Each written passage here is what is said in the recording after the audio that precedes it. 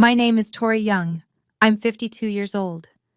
3 weeks ago, my 78-year-old father called me crying, the first time I'd heard him cry in my entire life, begging me to come help because family helps family. For 30 years, I was the invisible daughter, the one who wasn't worth a college fund, the one who watched my sister Victoria receive everything: the house down payment, the luxury car, the dream wedding, the endless emergency loans. My parents called her their success story. They called me just Tori. But when they both needed full-time care, when the doctors said they couldn't live alone anymore, they didn't call their golden child. They called me. I asked my father one question. Have you tried calling your successful daughter? The silence lasted 47 seconds. What I discovered in those 47 seconds, and what happened at the family meeting that followed, changed everything I thought I knew about my family, my sister, and myself. Before I tell you what happened next, if you've ever felt invisible in your own family, please take a moment to like and subscribe, but only if this story truly resonates with you. Drop a comment and let me know where you're watching from and what time it is there. Now, let me take you back to where it all began. The summer of 1989 was supposed to be exciting. I was 15, Victoria was 18, and our house buzzed with preparations for her departure to college. My parents threw a party, not just any party, a send-off celebration with 40 guests, catered food, and a banner that read, "Congratulations, Victoria, future business leader." I spent that evening carrying trays of appetizers, refilling drinks, clearing plates. My mother had handed me an apron that morning and said, "Make yourself useful, honey. This is your sister's big day."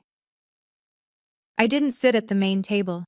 I ate standing in the kitchen between trips to the dining room. My father gave a speech. His voice cracked with pride as he announced they were giving Victoria $40,000 for her 4 years at university. The guests applauded. Victoria cried happy tears. My mother beamed. No one looked at me. Later that night, after the guests left and I finished washing dishes, I found my father in his study. "Dad, what about my college fund?" He didn't look up from his paperwork. "We'll see, Tori. Not everyone is cut out for college. You're more practical." 3 years later, when I wanted to enroll in nursing school, I brought it up again. "We already spent your college fund on your sister," my mother said gently, patting my hand. "But nursing school is cheaper anyway. You'll figure it out." I did figure it out. I worked 2 jobs for 3 years, waitressing nights, filing at a medical office during the day, to pay my own way through nursing school. Victoria graduated debt-free with a business degree and a car our parents bought her as a graduation gift. I didn't know then that those words, "We already spent your college fund," were just the beginning of a pattern that would last 3 decades. The wedding was in June of 1998. Victoria married Robert Ashford, a young attorney with a firm handshake and a confident smile. She called him her ticket to the life she deserved. My parents spent $85,000 on that wedding. I know because my mother mentioned it at least a dozen times, always with pride, never with hesitation. "A daughter only gets married once," she'd say. "We want it to be perfect." I was a bridesmaid. I paid $400 for a dress I'd never wear again. When I asked if the bridal party expenses might be covered, Victoria laughed. "Tori, it's not that much. Just put it on a credit card." 3 years later, Marcus proposed to me. He was an electrician, steady work, calloused hands, kind eyes. My parents gave us $2,000. "You understand," my father said, sliding the check across the table. "Marcus seems like a practical man. He won't need a big wedding." Practical, that word again. My mother didn't come to my dress fitting. She was busy that day, helping Victoria move into her new house, the one my parents had put $50,000 down on. "It's an investment in her future," my father explained when I asked why Victoria needed help buying a house when Robert was a lawyer. "They're just starting out." That house was 3 blocks away from the one-bedroom apartment Marcus and I were renting. At my small wedding, 60 guests, backyard ceremony, potluck reception, I watched my father dance with Victoria while my mother fussed over whether Victoria's shoes were comfortable. I told myself it was fine. I told myself I didn't need their money. But what I really needed, what I desperately needed, was for them to see me. I wouldn't understand just how blind they were until the phone call that came 23 years later. The phone rang at 2:17 a.m. on a Tuesday. I know the exact time because I stared at the screen for 3 full seconds before answering. My father's name glowed in the darkness. He hadn't called me in 6 months. Dad? The sound that came through the speaker stopped my heart. My father was crying. Not just crying, sobbing, gasping. The kind of raw, broken sound I'd never heard from him in 52 years of life. Tori, it's your mother. She fell. In the bathroom. I heard the crash and his voice cracked. I can't lift her. I don't know what to do. There's blood. I was already out of bed, pulling on clothes. Dad, listen to me. Call 911 right now. I'm on my way. The hospital was 20 minutes from my house. I made it in 12. When I arrived, my mother was already in surgery. A broken hip, a bad one, the kind that changes everything for someone her age. My father sat slumped in a plastic chair, looking smaller than I'd ever seen him. Mr. Young? A doctor approached us. Dr. Morrison, according to his badge. Your wife's surgery will take several hours, but I need to discuss something with you. He explained it carefully. My mother would need extensive rehabilitation, 3 months minimum, and my father, he paused, glancing at his notes, had shown concerning signs during the intake assessment. Confusion, disorientation, early indicators of cognitive decline. They can't continue living independently, Dr. Morrison said. You'll need to make arrangements for full-time care. My father looked at me with desperate eyes. I'd spent 15 years as a geriatric care nurse. I knew exactly what full-time care meant. I knew the facilities, the costs, the slow erosion of savings that came with aging. What I didn't know yet was who my family expected to handle all of it. The next afternoon, I found my father sitting beside my mother's hospital bed. She was still groggy from surgery, drifting in and out of sleep. He looked like he'd aged 10 years overnight. Tori. He gestured for me to sit. We need to talk about what happens next. I sat. I waited. Your mother and we're going to need help. Real help. He rubbed his face with both hands. Someone to be there, to manage the medications, to make sure we're safe. I understand, Dad. You're a nurse. This is what you do. He looked at me with something I couldn't quite read. Family helps family, Tori. The words hung in the air between us. Have you called Victoria? Silence. 1 second, 5 seconds, 10. 47 seconds. I counted. Your sister is busy, he finally said. She has her own problems. What problems? He didn't answer. Instead, he shifted in his chair and said something that cut deeper than any silence. You've always been the reliable one, Tori. The one who doesn't complain. Victoria, she's... He paused. She's more fragile. She wouldn't handle this well. Fragile. The woman who had demanded an $85,000 wedding was fragile. The woman who received a house down payment was fragile. But me, I was reliable. I thought about the 2 jobs I'd worked through nursing school, the $400 bridesmaid dress, the decades of watching from the outside. Dad, what exactly are you asking me to do? He listed it without hesitation. Coordinate their care, manage their medications, handle the medical decisions, visit regularly, be available. And Victoria? She'll help when she can. In 30 years, that was the first time my father had ever called me reliable. It felt less like a compliment and more like a confession, an admission that they'd always known who they could count on. They just never thought I was worth investing in. That night, I sat at my kitchen table with Marcus. The house was quiet except for the hum of the refrigerator and the weight of everything unsaid. What did Victoria say? Marcus asked. Dad didn't call her. Marcus set down his coffee cup. He didn't look surprised. Of course he didn't. I pulled out a notepad and started writing numbers. It's what I do when I'm overwhelmed. Reduce chaos to calculations.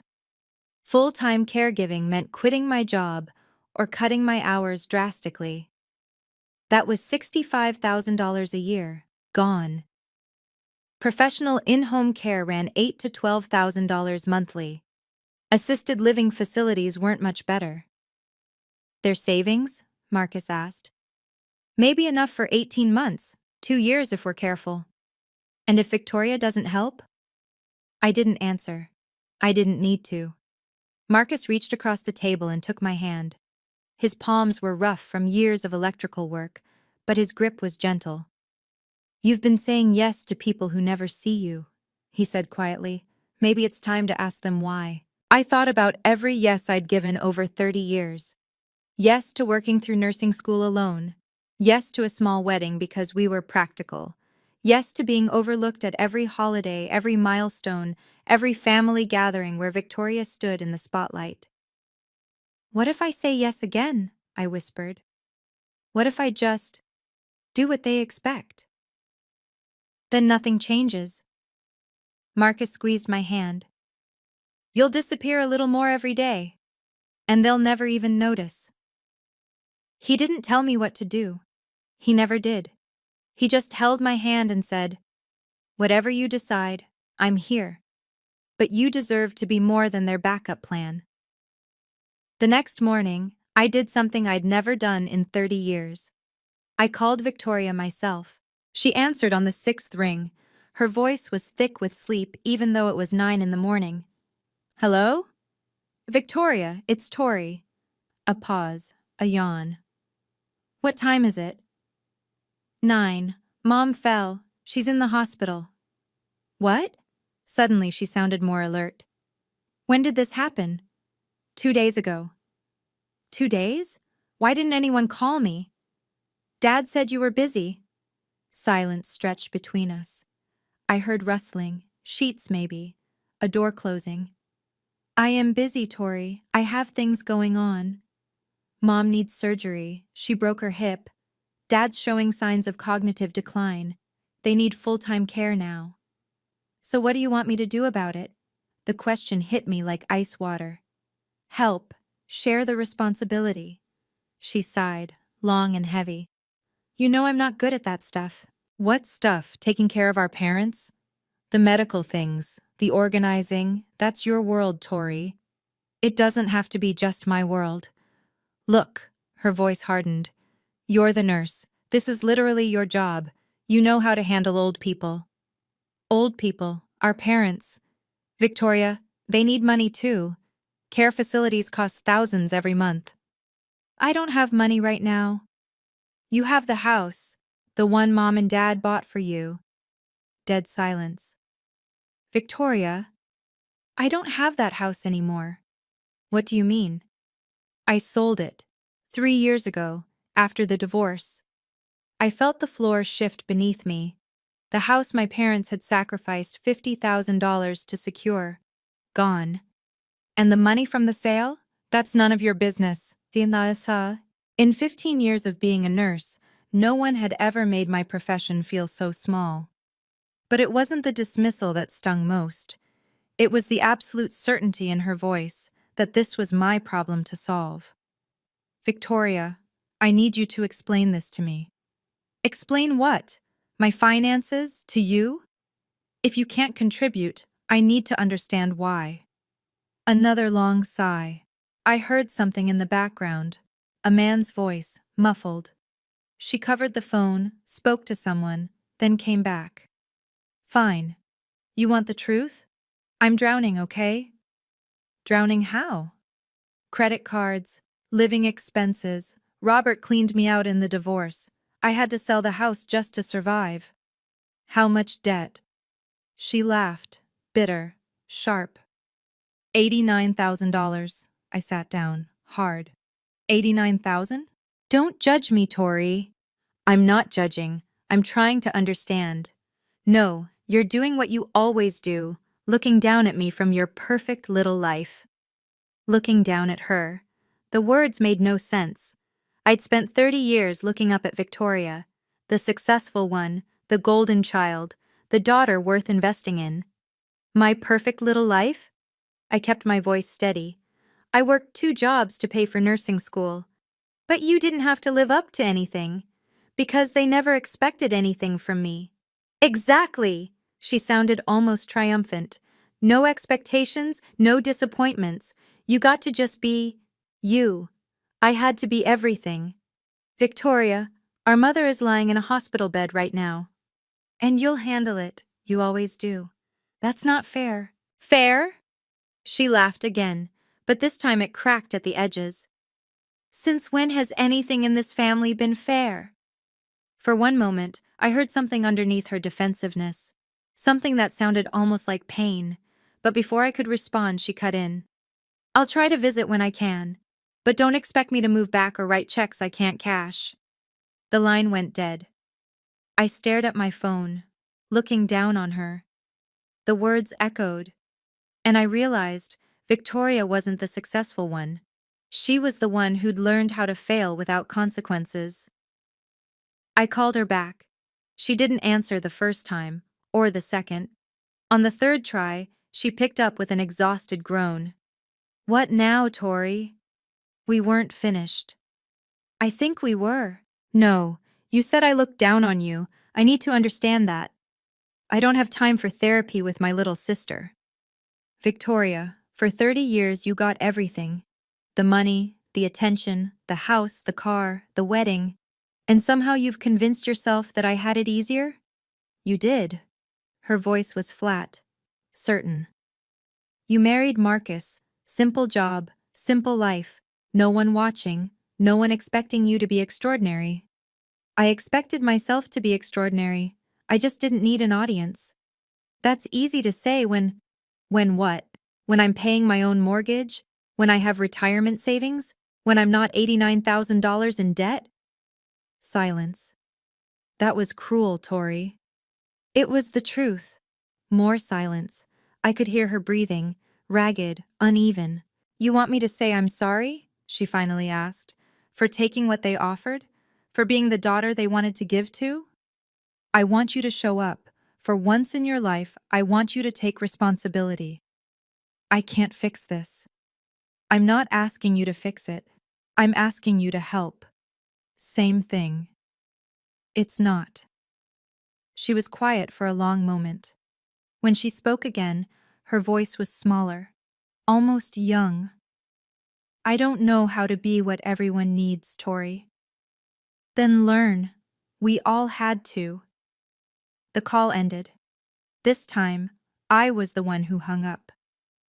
I sat in my kitchen, phone in hand, and made a decision. I would help my parents, but not the way they expected. What Victoria didn't know, what none of them knew yet, was that her financial situation wasn't the only truth about to become public. The next morning, I drove to my parents' house to gather some things for the hospital, clothes for my father, my mother's reading glasses, her insurance paperwork. Their house smelled like dust and old coffee. Dishes sat in the sink, mail was piled by the door. Without my mother's daily routines, the place had started to unravel. I found the insurance documents in my father's study, filed in a battered metal cabinet he'd had since I was a child. But as I rifled through the folders, my fingers touched something unexpected. A notebook, worn leather cover. My mother's handwriting on the first page, family records. I shouldn't have opened it. It felt like trespassing. But something made me flip to the first page. Dates, names, dollar amounts. My mother had been keeping meticulous records since 1985. Victoria. College tuition, $40,000 Victoria. Graduation car, $12,000. Victoria. Wedding, $85,000. Victoria. House down payment, $50,000. The list went on. Page after page, birthday gifts.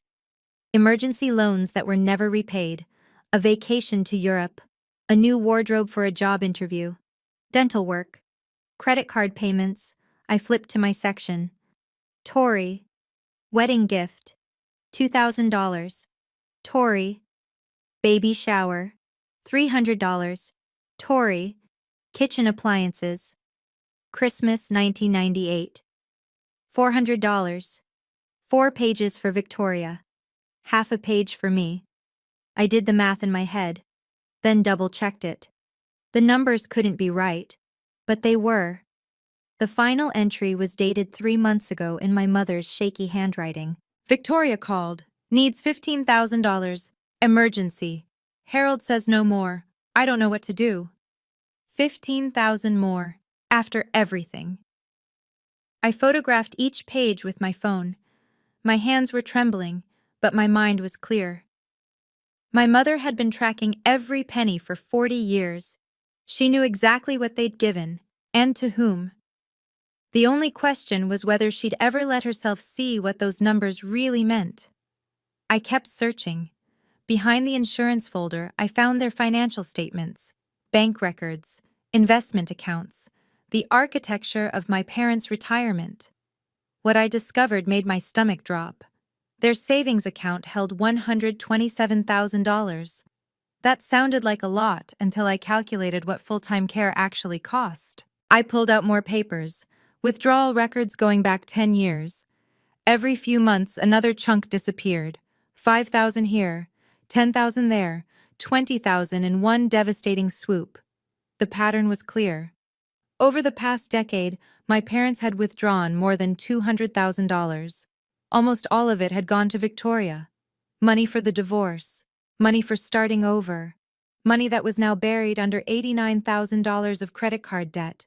Their life insurance was minimal. Their long-term care insurance was non-existent. Medicare would cover hospital stays, but not assisted living, not in-home care. I called Diane Reeves, a colleague who managed a memory care facility downtown. She'd been in geriatric care even longer than I had.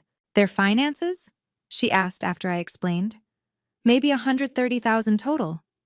She was quiet for a moment. With their level of need, that gives them maybe 18 months in a decent facility. 2 years if you stretch it. After that, you're looking at Medicaid applications, spend downs. It gets complicated. What about family contribution? That helps. But Tori, she paused. The hospital is going to want a family meeting before discharge. That's standard for cases like this. A family meeting, where everything, their finances, their plans, their expectations, would have to be laid out in front of everyone. Tori? Diane's voice softened. This is going to get ugly. Make sure you protect yourself. I thanked her and hung up. Thanked her. Then I sat in my parents' dusty study, surrounded by 40 years of unequal love, written in my mother's careful handwriting, and began to plan. That night, I spread everything across our kitchen table. Bank statements, the notebook, my phone full of photographs. Marcus looked at it all without speaking. What are you going to do with this? He finally asked. I don't know yet, but I'm not going in blind anymore. Tori. He picked up one of the photos. Victoria's page, the one with the running total. This is $342,000.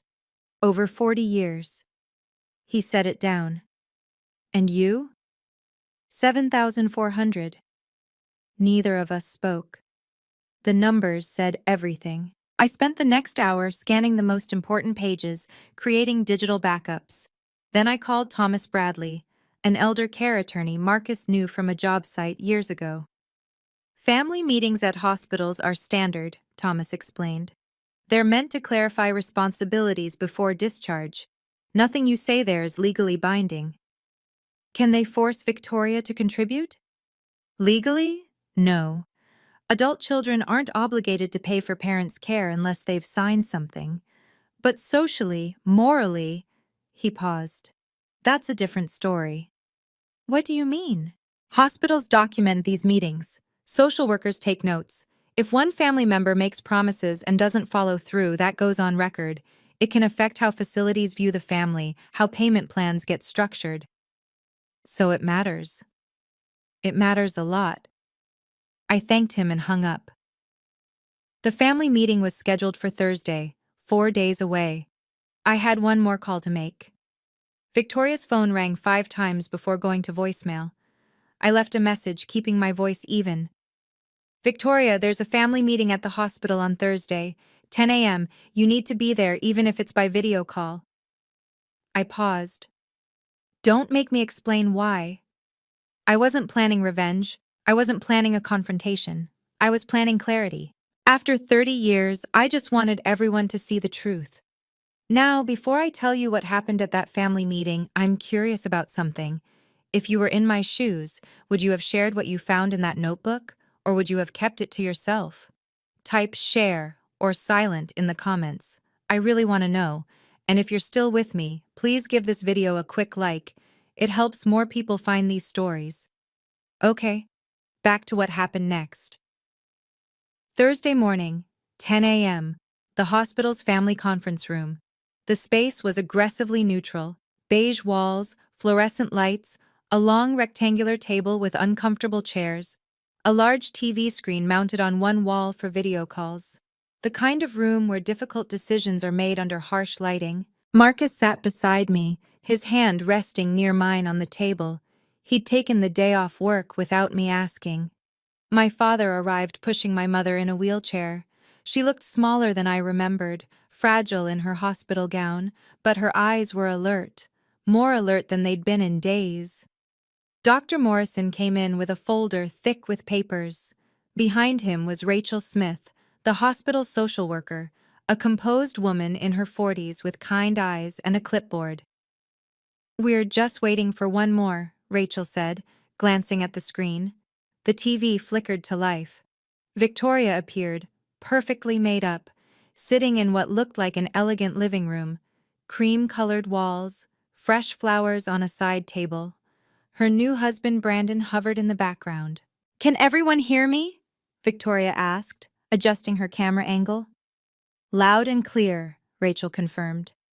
2 more faces joined the call: my Aunt Linda, my father's younger sister, and Aunt Margaret, my mother's side. Both were in their 70s, watching from their respective homes across the country. "Thank you all for being here," Rachel began. "The purpose of this meeting is to develop a discharge plan for Mr. and Mrs. Young." Dr. Morrison reviewed the medical facts: my mother's hip surgery, the rehabilitation timeline, my father's cognitive assessment. "They cannot live independently anymore," he concluded. "They'll need consistent daily support." On screen, Victoria checked her phone. Twice. Rachel turned to face the room. "We need to decide as a family who will be responsible for what, financially and practically." The air in the room changed. I felt Marcus's hand brush against mine. It was beginning. Rachel looked around the room, then at the screen. "Let's start by hearing from everyone. What resources and support can each family member contribute?" Victoria jumped in before anyone else could speak. "I want to be really transparent here." She leaned toward her camera, expression earnest. "Brandon and I are going through a difficult time financially. We just got married 6 months ago, and we're still rebuilding after my divorce." Aunt Linda nodded sympathetically on her side of the video call. "We understand, dear. These things take time." "It's been so hard," Victoria continued, "starting over at my age. I wish I could do more, but—" Rachel turned to me. "And what about you, Mrs. Young?" Before I could answer, Victoria cut in again. "Oh, Tori can handle it." She said it like it was obvious, like it had already been decided. "She's a nurse. She's used to this kind of thing." I felt my father nod beside me. "That's right. Tori has experience with—" "Plus," Victoria added, "she doesn't have the same pressures I do. Her lifestyle is more manageable." My mother's eyes flickered toward me, then away. Aunt Margaret cleared her throat. "It does make sense when you think about it. Tori has the skills." "Exactly," Victoria said. "I mean, I would help, I really would. But you know how I am." She gave a self-deprecating laugh. "I'd probably just make things worse. Tori's always been so good at the unglamorous stuff." The unglamorous stuff. 30 years of being invisible, reduced to 4 words. I looked at my mother. Her hands were folded in her lap. She wouldn't meet my eyes. She wasn't going to defend me. She never had. Marcus's knee pressed against mine under the table. A silent question. Are you ready? I took a breath. Before we decide who gives what going forward, I said, can we talk about what's already been given? The room went still. Victoria's smile faltered. What do you mean? I said, keeping my voice level, that Dad has been very generous with you over the years, Victoria. The house down payment, the car, the wedding, the emergencies. My father shifted in his chair. That's not relevant to this discussion. It's absolutely relevant. You're asking me to take on the majority of care. Victoria says she can't afford to help, but no one's talked about why she can't afford it. On screen, Victoria's expression hardened. Are you seriously bringing up money right now? Mom just had surgery. I'm not bringing up money. I'm bringing up fairness. Fairness? She laughed, but it came out brittle. You want to talk about fair? I'm the one who had to deal with all their expectations, the pressure. You got to live under the radar. Under the radar? I let the phrase sit. Is that what you call working 2 jobs through nursing school? Is that what you call paying my own way through everything? Aunt Linda looked uncomfortable. Maybe we should… No! I turned to face the video screen directly. Victoria, where's the house? The one Mom and Dad put $50,000 down on? Silence. You sold it, I said. 3 years ago. That's none of your business. Her voice was rising. It became my business when you said you couldn't help. Rachel Smith looked between me and the screen, then at my parents. I think it's important for everyone to understand the full picture here. My mother's hands tightened in her lap. My father stared at the table. And on the screen, something flickered across Victoria's face. Not guilt, not shame, fear. I reached into my bag. There's something I think everyone should see. I pulled out a folder and set it on the table. I found this at the house, I said, when I was looking for Mom's insurance papers. My mother's head lifted. For the first time since the meeting started, she looked directly at me.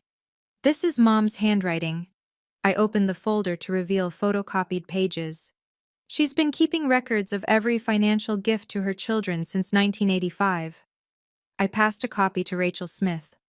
Her eyebrows rose as she scanned the pages. What is that? Victoria demanded from the screen. What are you showing them? I began reading aloud. My voice was steady. I'd practiced this. Victoria. College tuition, $40,000. Graduation car, $12,000.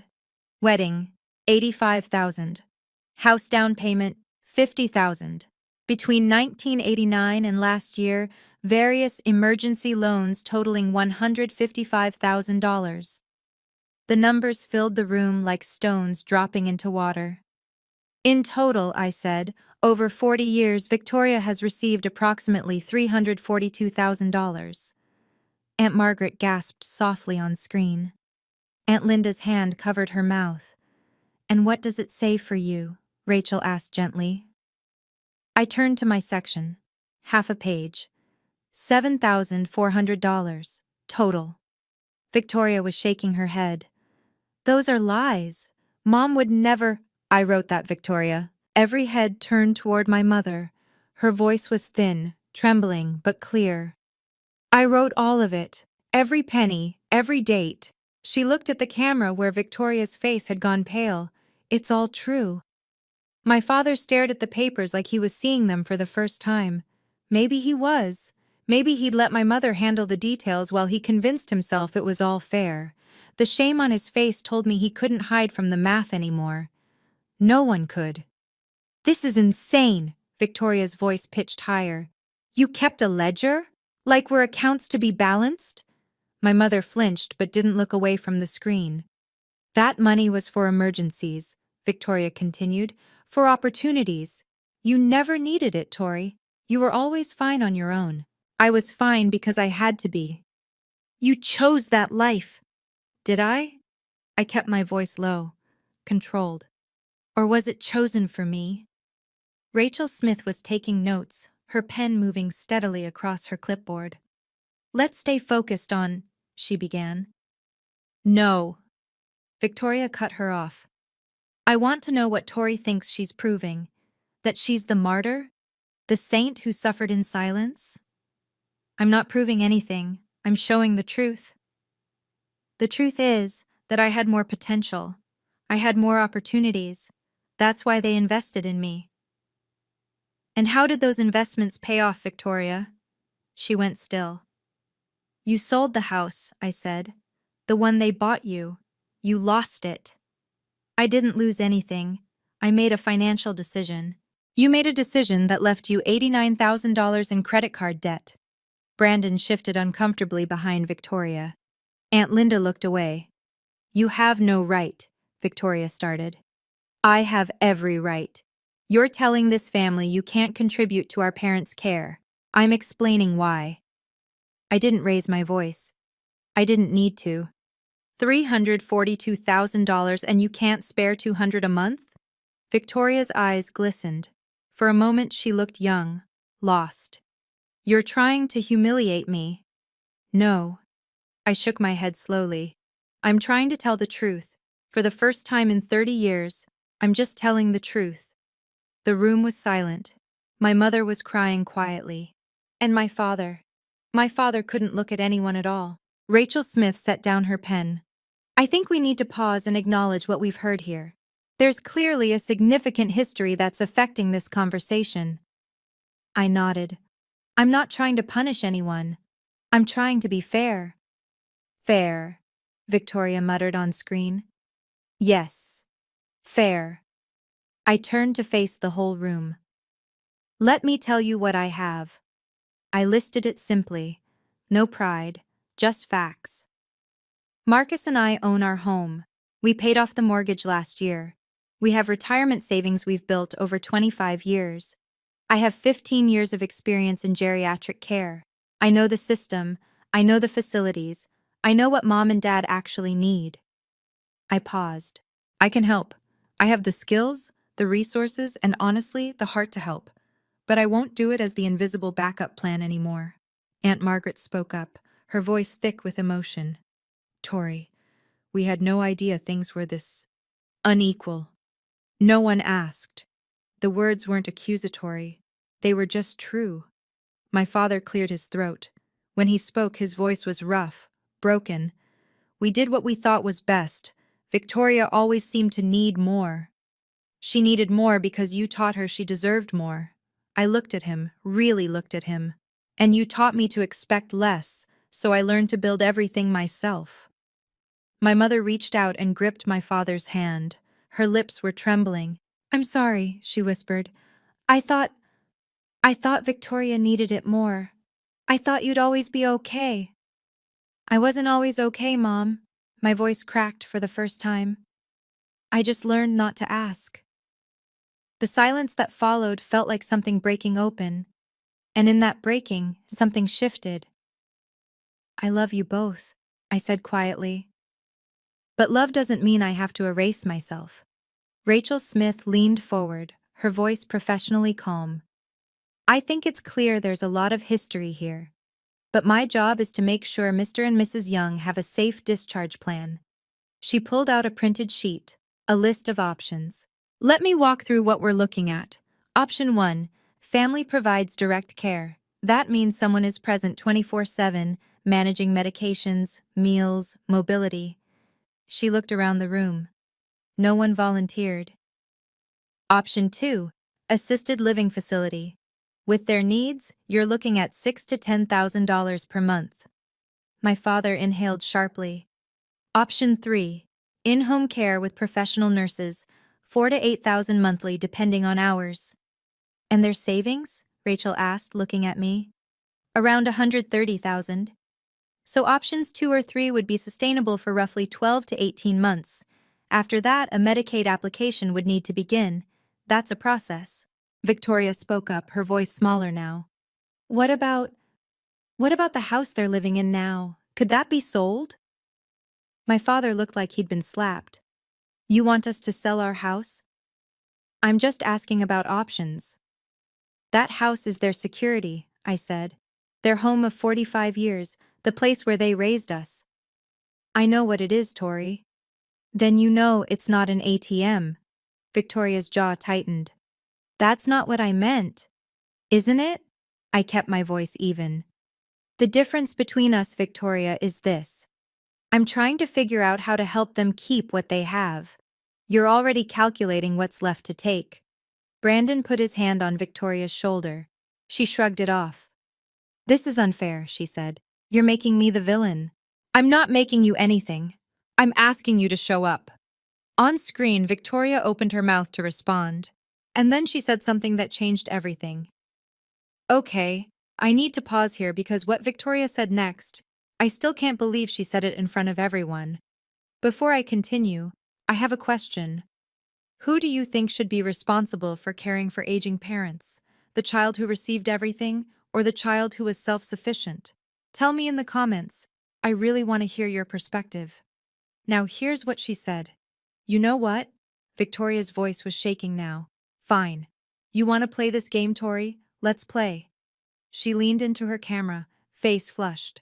Mom, Dad, did you know Tori didn't come to Thanksgiving last year, or Christmas?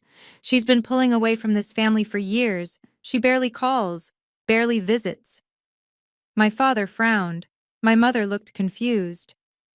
That's not, I started. Let me finish. Victoria held up her hand to the camera. She acts like she's the devoted daughter, but where was she for the holidays? Where was she when I was hosting, cooking, making everything perfect?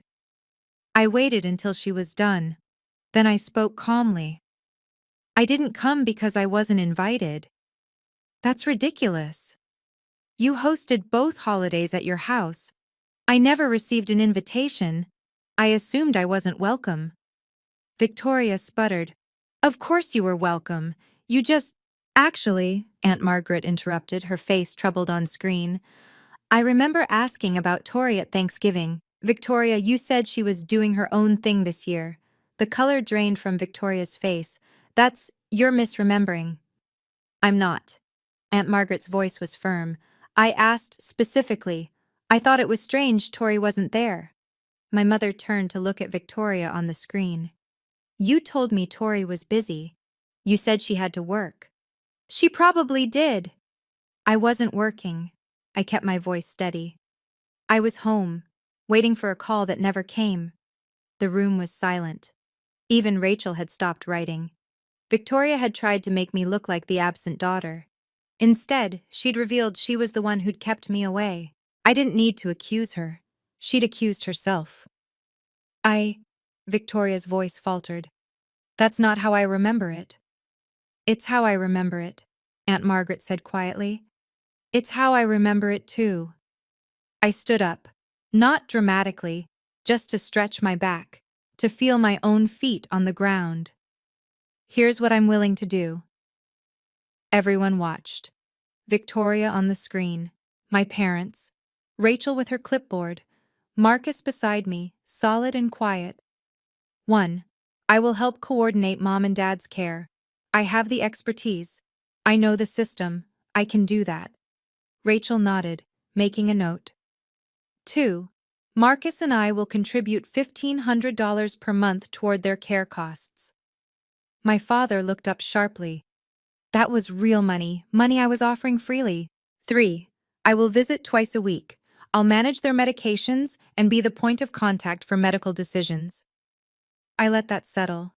But the word hung in the air. I will not quit my job. I will not move them into my home.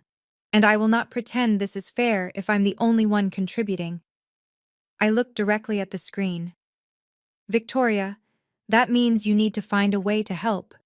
Even if it's $200 a month, even if it's visiting twice a year, you need to show up. I can't. You spent $89,000 on credit cards. You can find $200 a month. That's not fair. Neither was any of this. But here we are, Rachel Smith spoke up.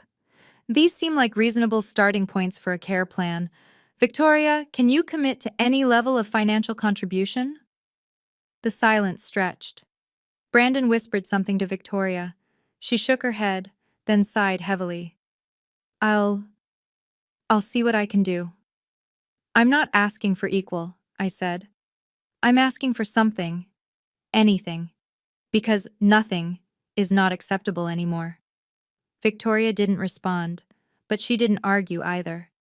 For the first time in 30 years, she had nothing to say. My father broke first. We didn't know. His voice was hoarse, barely audible. We didn't know it was this unequal. I looked at him, this man who had spent my whole life not seeing me.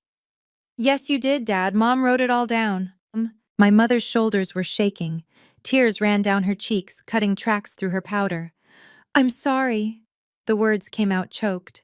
I thought Victoria needed it more. She was always struggling, always asking. And you were so steady, Tori, so capable. So you gave her everything and left me to build my own life alone. I thought you were stronger. I had to be stronger. You didn't give me a choice. The silence that followed was unbearable. My father stared at his hands. My mother wept.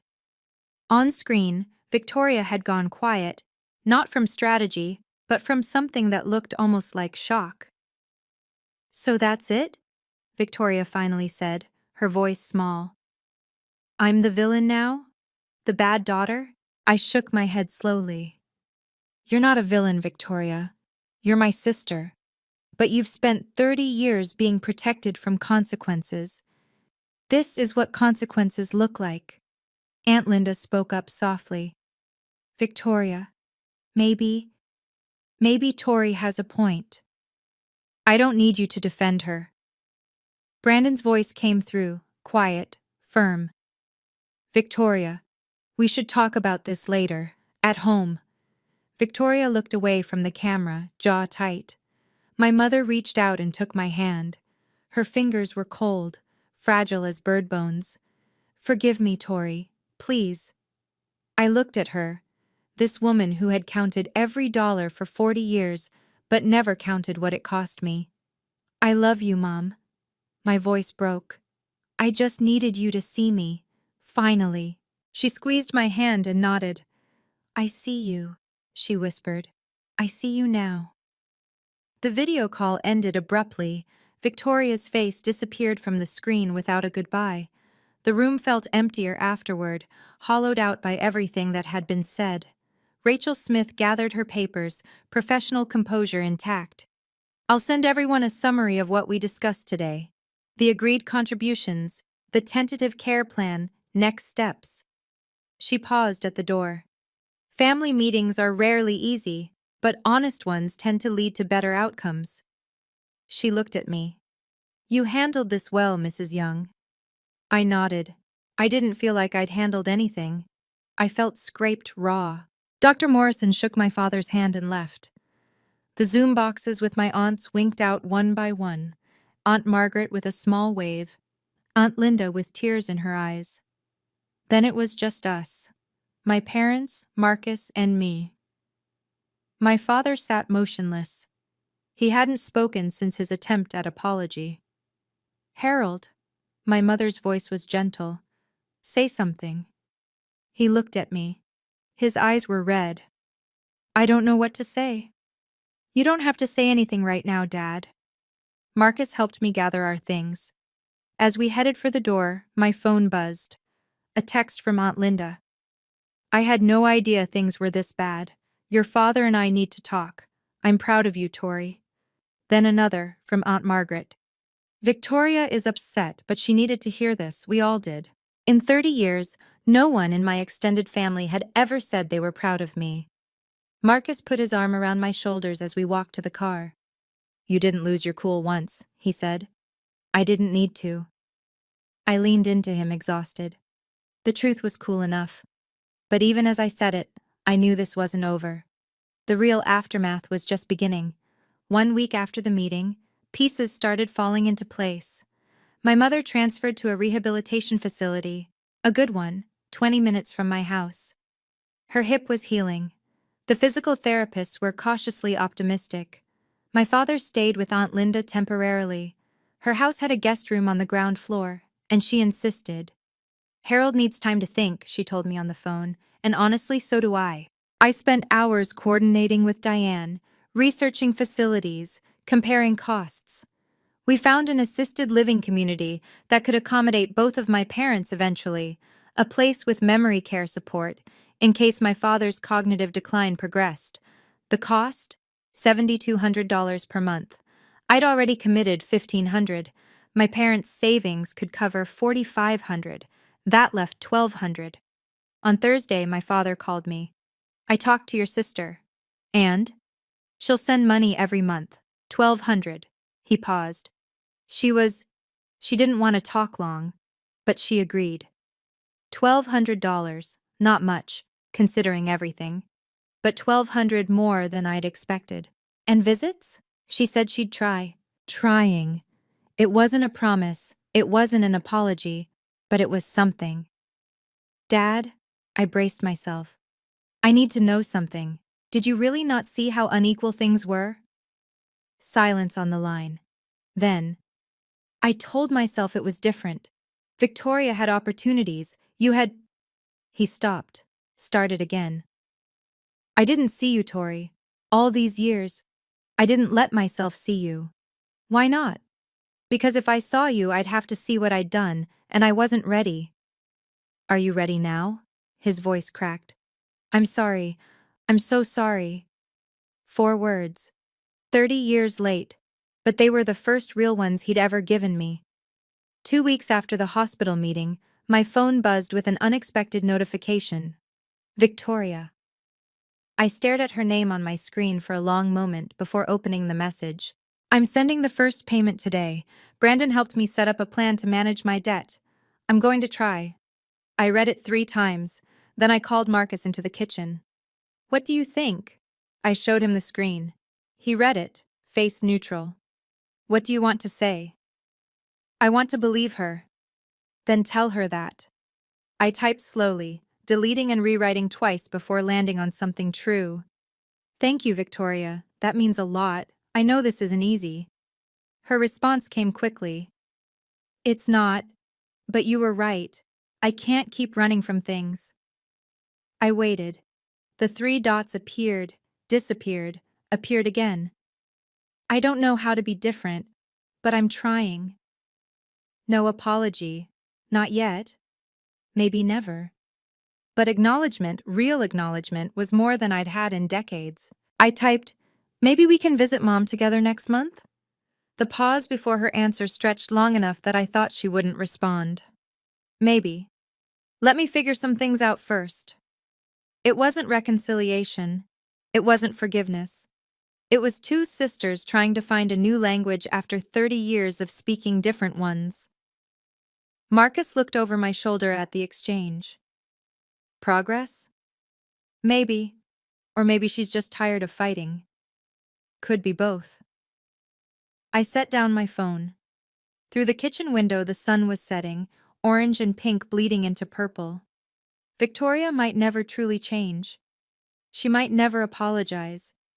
But she'd shown up, financially at least. And for now, that was more than I'd had in 30 years. It was a start. It was so. A month after the hospital meeting, I visited my mother alone. She'd been moved to the assisted living facility, a quiet room with a window overlooking a garden. Her hip was healing well. Some days her mind was sharp. Others, she drifted. Today was a sharp day. I found her sitting by the window, watching birds at a feeder outside. When I came in, she turned and smiled. Tori, sit with me. I pulled a chair close and took her hand. For a while we didn't speak. The silence wasn't uncomfortable, just full of everything we'd said and everything we hadn't. Your father showed me the notebook again, she finally said. All my numbers. I know, Mom. I always knew they were unequal. I knew what I was writing. She looked at me, eyes clearer than I'd seen them in weeks. I just didn't let myself see what they meant. Why not? She was quiet for a moment, collecting her thoughts. Victoria was like fire, bright and demanding and always hungry. I was afraid that if I didn't feed her, she'd burn out, disappear. She squeezed my hand. And you were like water, steady, patient. I thought you'd always be okay. I wasn't always okay, Mom. I know that now. Her voice dropped.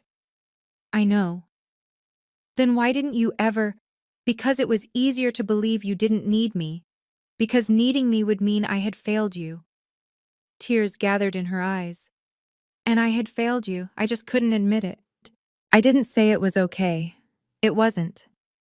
But I leaned forward and kissed her forehead. I love you, Mom. I love you too. She held my face in her thin hands. Forgive me. Please. I'm trying, I said honestly. I'm really trying. It was all I could give her. For now, it was enough. 6 months passed. Life didn't become perfect. It became manageable. And sometimes, that's enough. My parents settled into the assisted living community, sharing a 2-bedroom suite. My mother's hip healed completely. My father's cognitive decline progressed slowly. He had good days and bad days, but mostly good. They had nurses, activities, people their own age to talk to. Victoria sent money every month. Not once did she miss a payment. She visited twice in those 6 months. Short visits, awkward and careful, but she came. She sat with our parents. She asked about their health. She didn't apologize to me. I stopped waiting for it. Our relationship wasn't warm. We didn't call each other just to chat. But when we did speak, it was civil, sometimes even kind. We were learning to be sisters again, in a limited way. My father asked to talk to me one afternoon. We sat in the facility's garden, watching clouds move across a blue sky. I've been thinking, he said slowly, about what I did, why I did it. And I thought providing for Victoria was investing in the family's future. She had the degree, the ambitions. I thought she'd make something of herself and take care of us all. He shook his head. I was investing everything in one stock and leaving the other with nothing. Interesting metaphor, Dad. He almost smiled. Your mother's idea. She's sharper than she lets on. We sat in silence for a while. You turned out to be the better investment, he said quietly. I was just too blind to see it. It wasn't a perfect apology, but it was honest. And from my father, honesty was rare enough to feel like grace. Thanks, Dad. He nodded. We watched the clouds. Some things can't be fixed, but some things can still grow.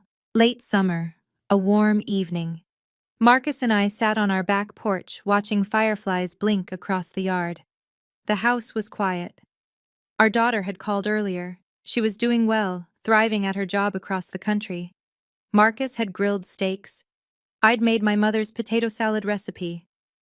You're different, you know, Marcus said after a while.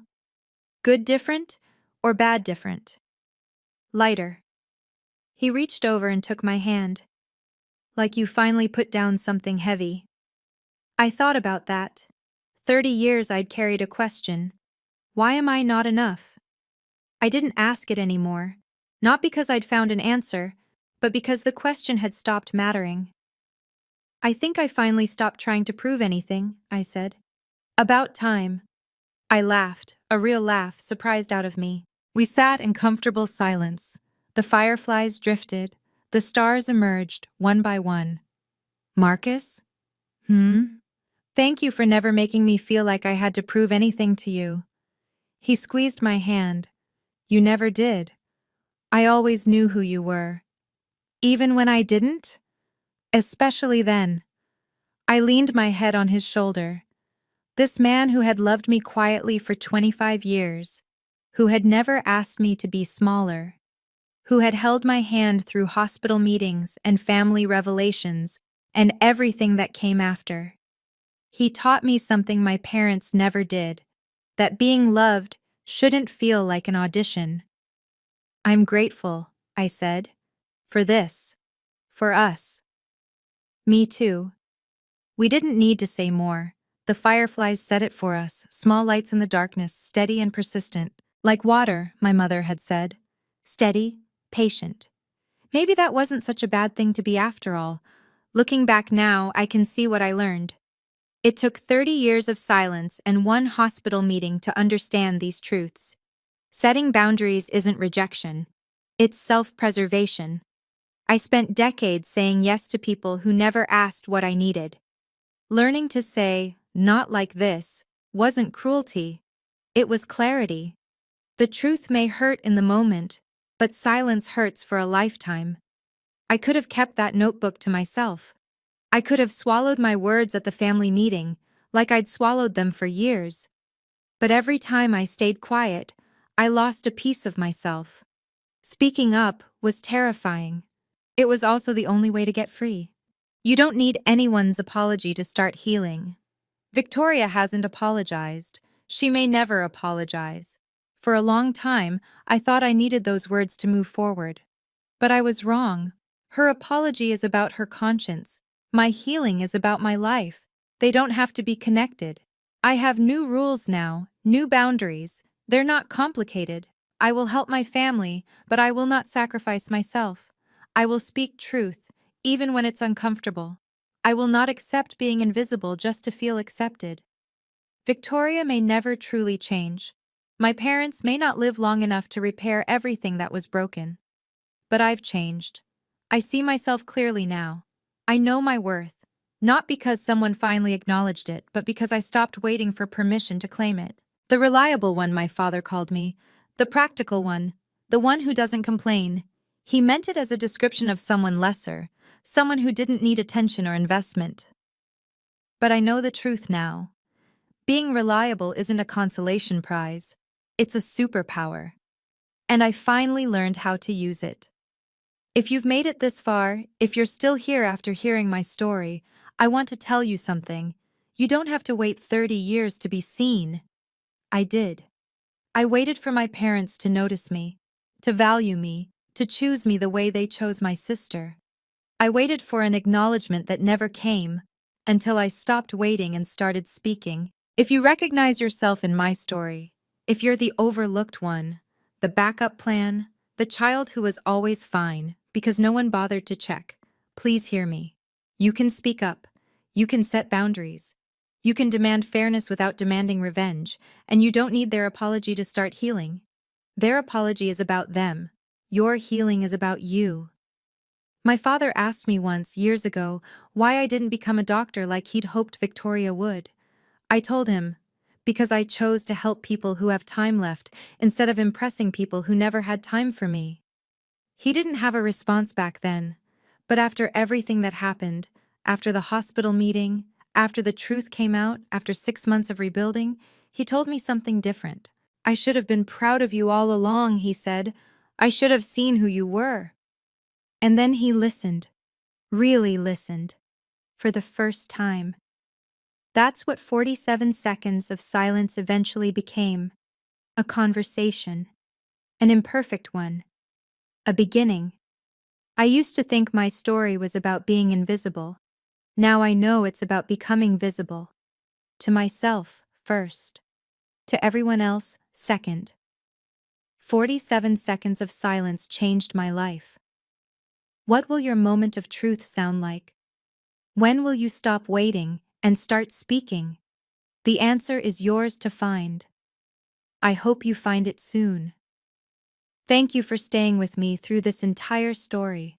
If any part of it resonated with you, if you've ever felt unseen, overlooked, or treated like the family backup plan, please share your experience in the comments.